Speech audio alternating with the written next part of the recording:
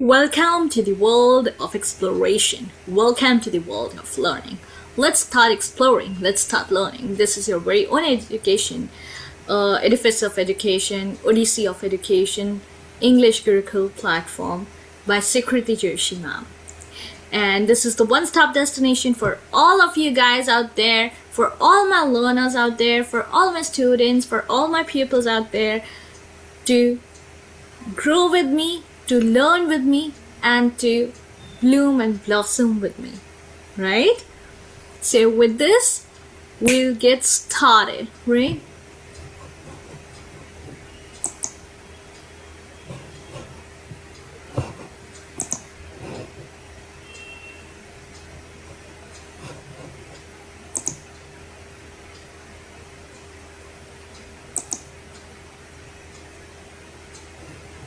Yep.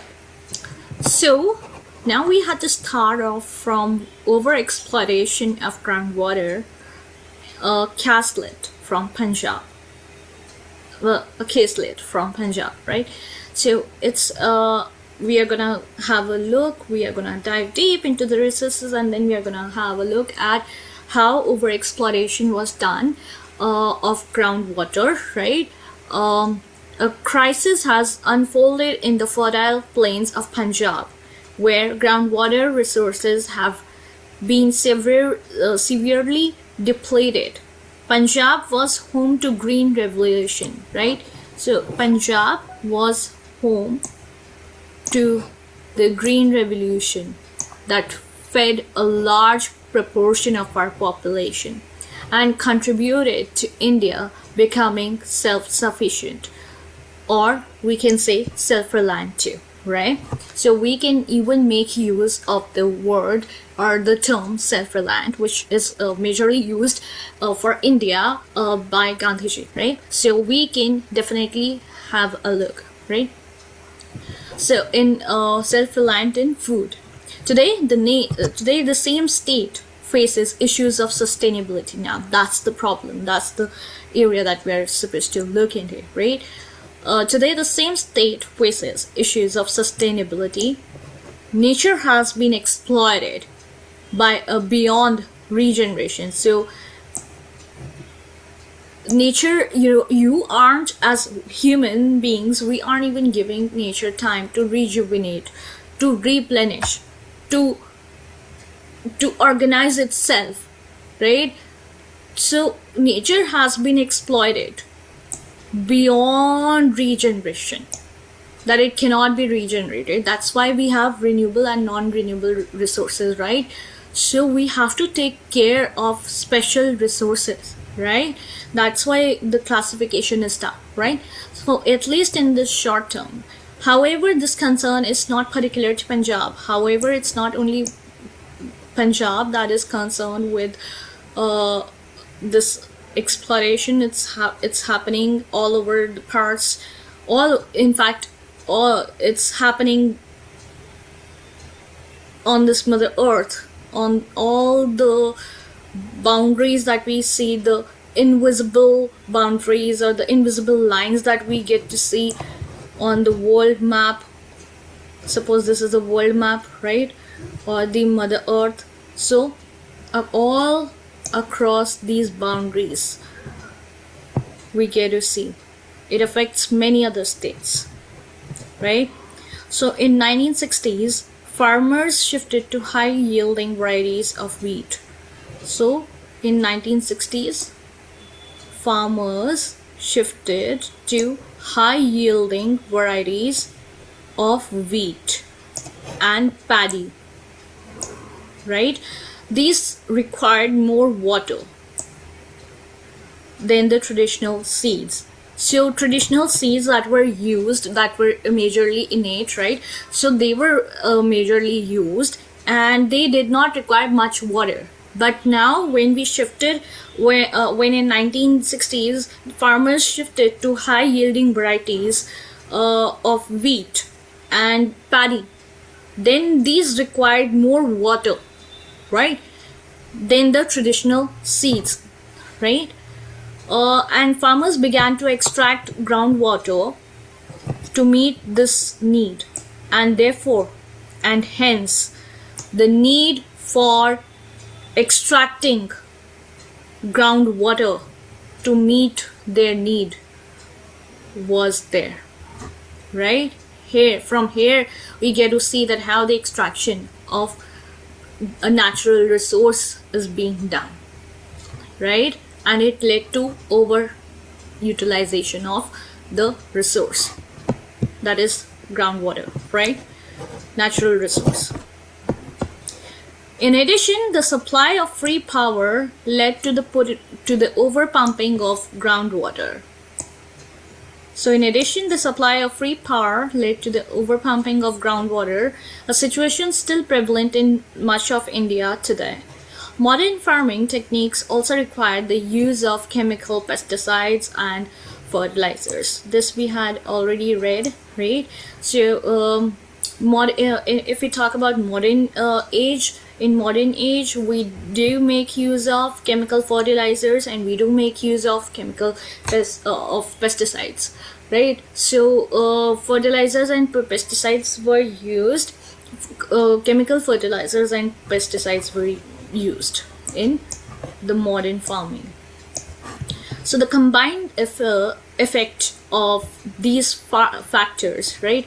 So the combined effects of these factors is that the groundwater level in a large part of Punjab has become inaccessible till depths of about 30 meters. Can you imagine? Can you ponder over this fact? Can you even think? It's beyond our imagination, right? And the chemicals from the pesticides and fertilizers have dissolved in the groundwater, now causing health hazards. Now can you imagine those chemical fertilizers and pesticides mixing into the water that we make use of either for washing clothes or for drinking water or for cooking food? Can you believe what kind of water we are drinking, or what we are, how are we living, right, in such toxic environment? Because that kind of water would be poisonous water, because poisons are mixed in it. Now, not naturally it was beautiful, it was pristine water, but because of the industrialization, because of the industries, because of the factories, and because humans and mankind wanted to develop. So in the name of development, all of these things have just popped up and cropped up, right? So causing health hazards. So you can see, so this is the extraction of groundwater that is being done. As you can see, this is like a pump, but it is actually, this is extraction of groundwater. This is groundwater, and this is wet paddy fields. So this is how they actually require more water. See, can you see? So much of water is required. Then almost 80% of the area of Punjab has been classified as overexploited. So almost 80% of the area of Punjab has been classified as overexploited. In other words, we have drawn water at rate much greater than at which restoration and rejuvenation of groundwater is possible. Very, very important. Please underline it. So we have drawn water at a rate much greater at which restoration and rejuvenation of groundwater is possible. We can see that food security was ensured for the short term, and we can see that food security was ensured for short term, but the long-term consequences will take time and effort to heal, right? Obviously, long-term would take time to heal.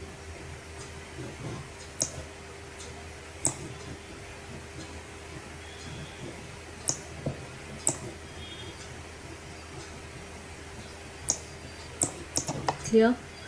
Then depth of water level map of Punjab state and Chandigarh Union Territory. So this is the depth to water level map. This is of June 2022. Now we get to see, so depth to water level 0 to 2, 2 to 5, 5 to 10, 10 to 20, 20 to 40, and greater than 40. Now herein we get to see the shades, so you can just see 0 to 2, so this would be 0 to 2, right? So I'll use blue, dark blue. So this is 0 to 2,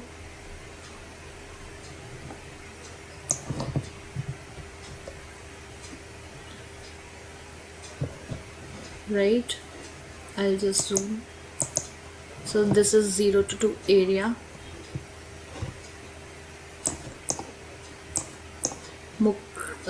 It's Muktsar, Fazilka and Faridkot, right?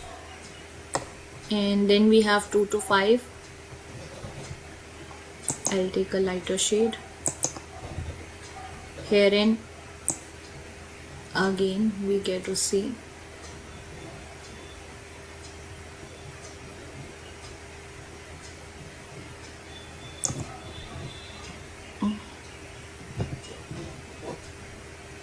so these are the areas. You can see it's already highlighted, so I will not do it. So all these areas you can see, these are these range from 2 to 5, 5 to 10, and so on and so forth, right? So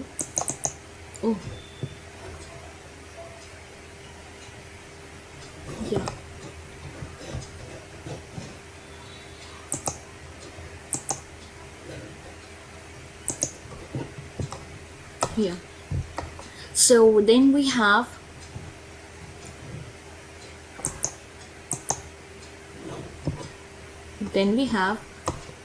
this picture just of Jaisalmer Fort, Rajasthan, a mud structure built in 12th century and refurbished later using sandstone. So sandstone has been made use of.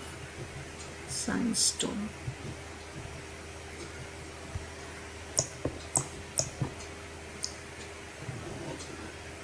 Where is this?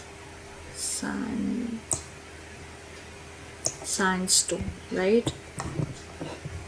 Yeah, so sandstone has been made use of.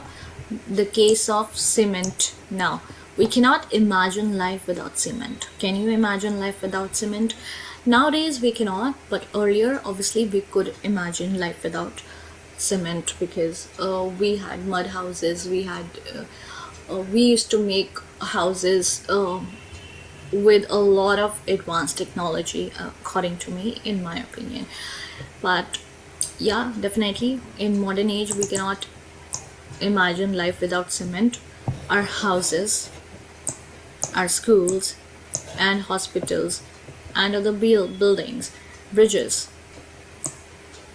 roads and airports all require cement. So all these institutions, whether it be a house or it be a school or it be a hospital or it be any building or bridge or road or airport, they all require cement. The production of cement has been listed as one of the most polluting industries, and the production of, can you now just imagine this is one industry and it is polluting the environment to such an extent that the environment, these are suppose the layers of the environment, right? So we have troposphere, like these are the layers, right? Different layers we have. As you go up you will find different and temperature will also vary, right? So the process of production, where was I? Yeah, the production of cement has been listed as one of the most polluting industries. The process of production releases fine dust and enters our lungs and those of animals too, right?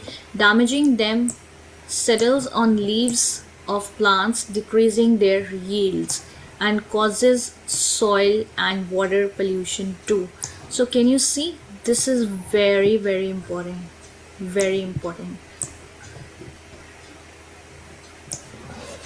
right?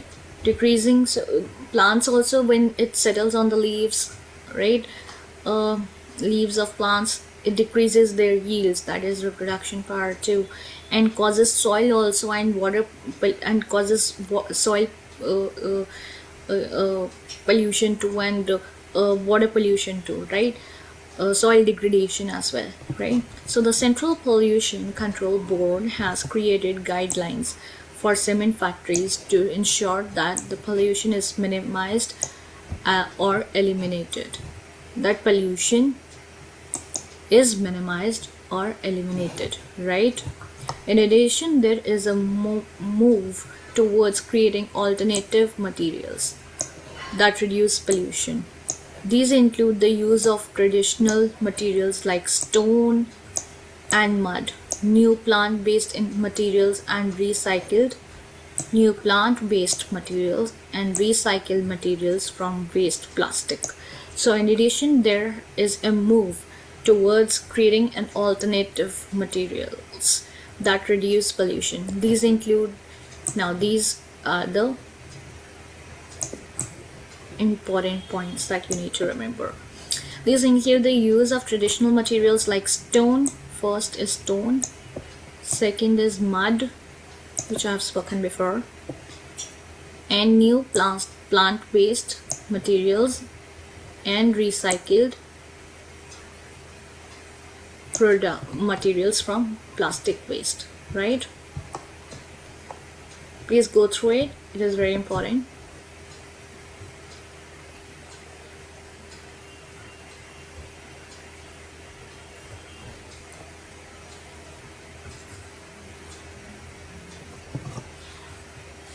Right? Alright. So now a community building in Aravali, constructed by Aravali Earth Institute, which holds the UNESCO chair for urban architecture. The modern building is made up of mud using special techniques. Now this is a modern building, but it is, can you spot the difference? The difference is that it is made up of mud, which I was explaining you, right? That how in ancient times mud was used, and before that stone, and before that, you know, I mean before it something else, and before it something else. But since time immemorial, we have been living in we started off with cages, but then later on mankind used such intricate technologies in order to make their castles. Not even castles, we as Indians have had kingdoms, right? Such huge kingdoms, such huge temples, such huge architecture, architectural marvels, so to say, right? So yeah, then these are the trees, and see how this is created. So mud is there, then this is the green area because so many trees are there, right? So yeah, it's surrounded by trees, it's surrounded by trees, and this is mud. This building is made up of mud, right? All right, then we have traditional materials and methods are being combined with modern technological advances to create new materials that are sustainable. The process of production is less polluting. The process of production is less polluting. Provides local employment. So it also provides local employment, and plus it's less polluting. So first and foremost is less polluting. Secondly, first is this, second is this. It provides employment and is designed keeping in mind the climate of the place, which was very important factor in earlier times as well. They used to, for example, if you go to Rajasthan, right, you will find there Hawa Mahal, right? Hawa Mahal was there. So it was designed in order to, so that, you know, air could pass through the passage, and, you know, small holes where holes had to be made, where proper lighting had to be done, and there were houses wherein mirrors were used, you know. Just an extra additional information for you guys out there. So what if you light up one diya, even it would reflect it, that one single diya would have reflections all around it in the mirrors. So it will act as a kind of a lighting system, natural lighting system. And then they had natural air system. They didn't need any ACs. Climate was appropriate for living, you know, everything was just up to the mark. But then it was us humans who destroyed everything, right? All right, so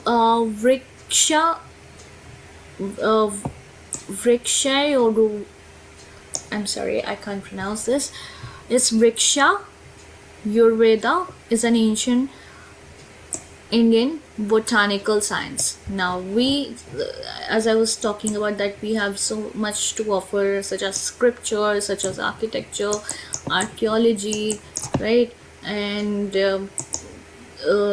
culture, traditions, cuisine, so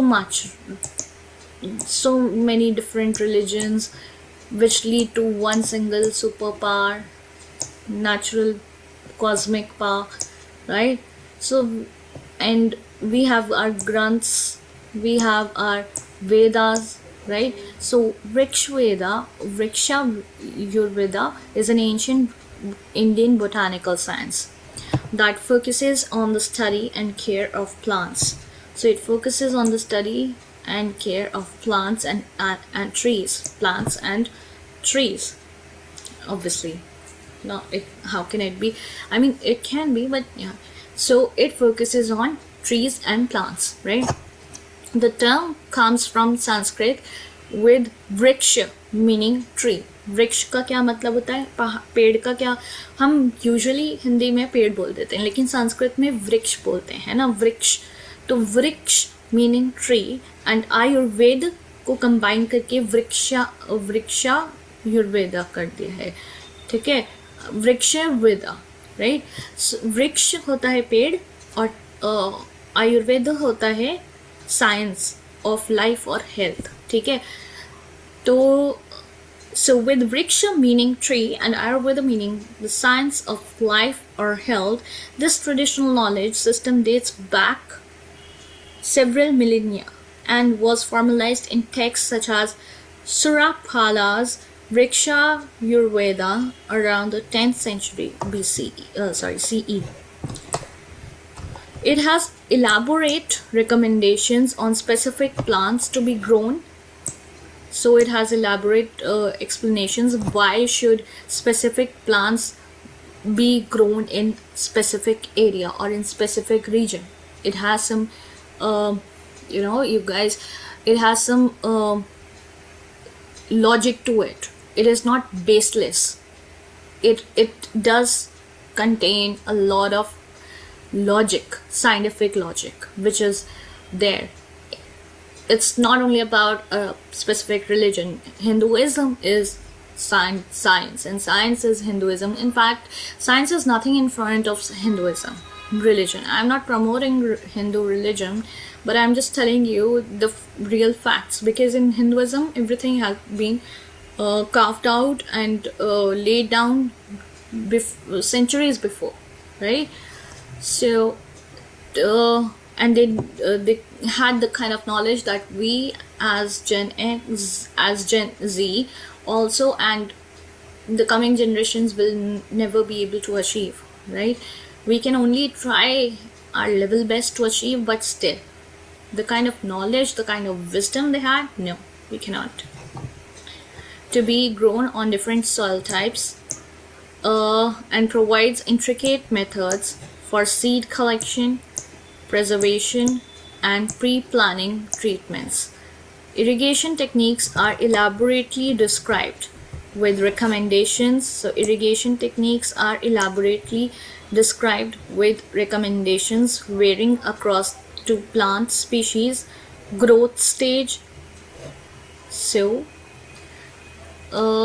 it has elaborate recommendations on the specific plants, which plants should be grown, right, on different on a particular soil type, A, B, C, D, whether it be, right, so which plant has to be grown, and provides intricate, that means detailed accounts or methods for seed collection, preservation, pre-planting, treatments, irrigation techniques, and elaborately described with recommendations varying according to plant species, growth stage, and seasonal conditions. It specifies pest management strategies through natural repellents. So it specifies pest management strategies also. So now we make use of artificial or man-made fertilizers that can harm the environment, that can harm the insects, the animals, right? Because soil also contains insects and different types of species, like different kinds of insects and so on and so forth, right? So we get to see that how in ancient era it specifies pest management was all. There were pest management strategies, but they were using natural repellents and plants that should be grown together. So how through natural repellents plants should be grown, right? So pest management strategies were excellent by using natural and plants that should be grown together. This form of sustainable agriculture promotes practices like crop rotation and mixed cropping to maintain soil health. So if you want to maintain soil health, like we have to maintain our health, we have to be in good health although most of the times aren't, but we are supposed to be in good health, right? So the way we take care of ourselves, we should also take care of the plants, of the animals, right? And of the soil too. Clear? So Vriksha Ayurveda also offers advice on proper methods of plowing soil. So it also provided proper methods of plowing soil on so as to retain soil moisture, as well as facilitate the growth of living organisms. Yeah, those are living organisms, not insects. Living organisms in the soil, like fungi.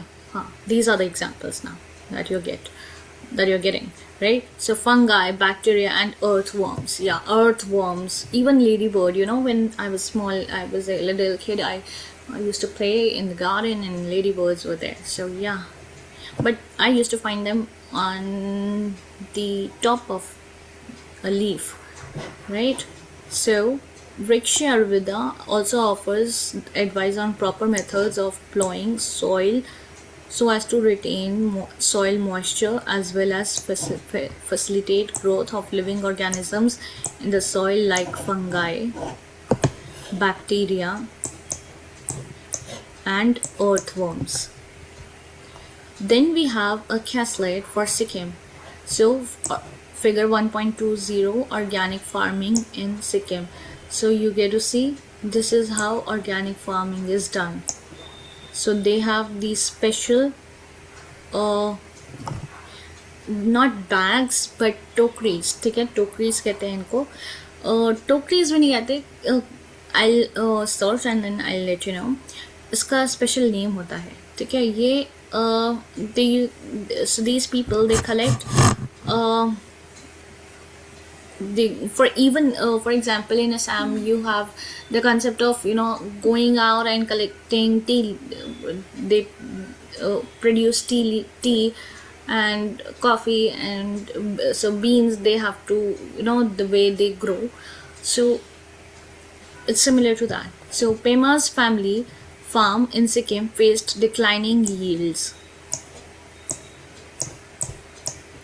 and mounting debts. So declining yields, obviously if yields will decline, then obviously debts will mount. That means they will increase. So debts will increase. This is looking like the cross, but it isn't. It is increase sign from expensive chemical inputs, right? From expensive chemical inputs. When the state government announced about organic farming throughout the state, Pema's family decided to try. It was not an easy transition. Initially, the yields dropped as the soil was recovering from years of chemical use. So it wasn't an easy decision. That even government just announced that you have to now that there was a policy to promote organic farming, but it wasn't that easy, because throughout the century they had been using this inorganic farming, you can say, right, wherein crops they used pesticides and chemical pesticides and fertilizers, and all of a sudden now they started using, there was this transition. So initially the yields dropped as the soil was trying to recuperate or regenerate or relive or revive itself, right? Initially it was trying to recover, right, from years of chemical usage. So the family switched to compost. So now the family actually switched to compost, prepared natural pest. So it prepared natural pest repellents using neem and garlic, and started growing multiple crops across the year. So it started using neem, right? Suppose this is neem and suppose this is garlic, right? So they started using neem plus garlic and started growing multiple crops across the year. After about 5 years, Pema's farm was thriving. So after about 5 years, Pema's farm was thriving. That means the crops were yielding good results. Now they were getting the benefits out of it, right? So she was able to sell her cardamom, ginger and traditional vegetables at premium prices.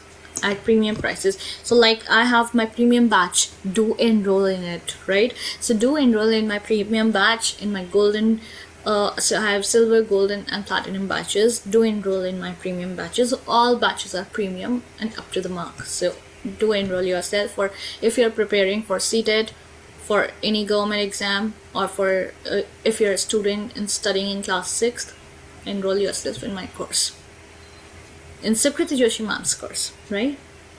In English Gurukul, the Odyssey of Education, the edifice of education.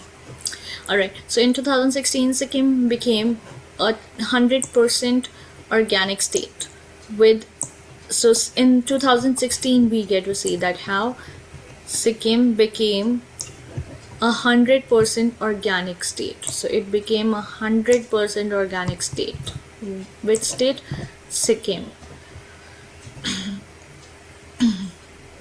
with all of its farmland certified organic. So all of its farmland was termed organic, right? The effects were transformational. So the effects were transformational. Local biodiversity flourished, with beneficial insects and birds returning. So local biodiversity flourished. That means animals were also healthy. They were also leading a healthy life. People also started leading a healthy life.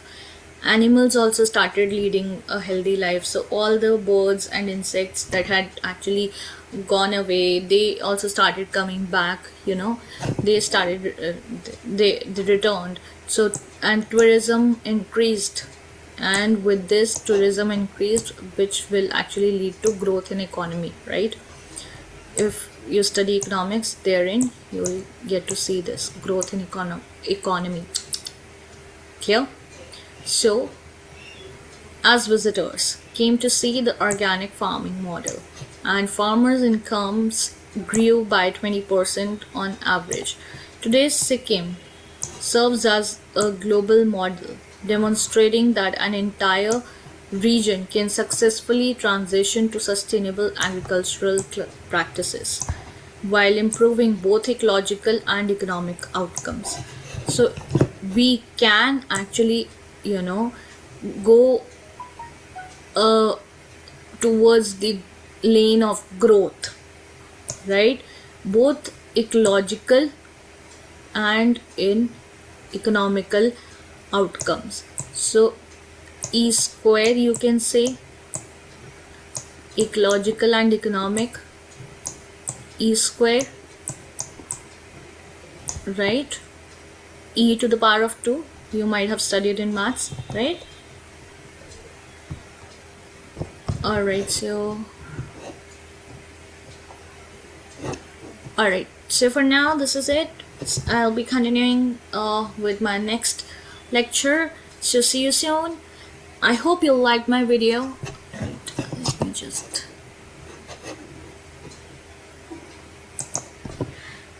I hope you liked my video, and if you did, please do like, share and comment, and also subscribe to my YouTube channel. Do like, share and subscribe to my channel. Hit the notification bell icon, press all, that button, all that comes, so that you get notified whenever I upload any sort of video. Any sort of video means my video, Sukriti Joshi ma'am's video from English Gurukul, reporting from English Gurukul, the Odyssey of education, the edifice of education. And if you have any doubts and any queries, you can just let me know. I would be more than happy to help you out, right? So this is Sukriti Joshi ma'am signing off for now. And you can contact me on the given number, right? You can WhatsApp me your queries and in which batch you want to enroll. Just write down the name of the batch.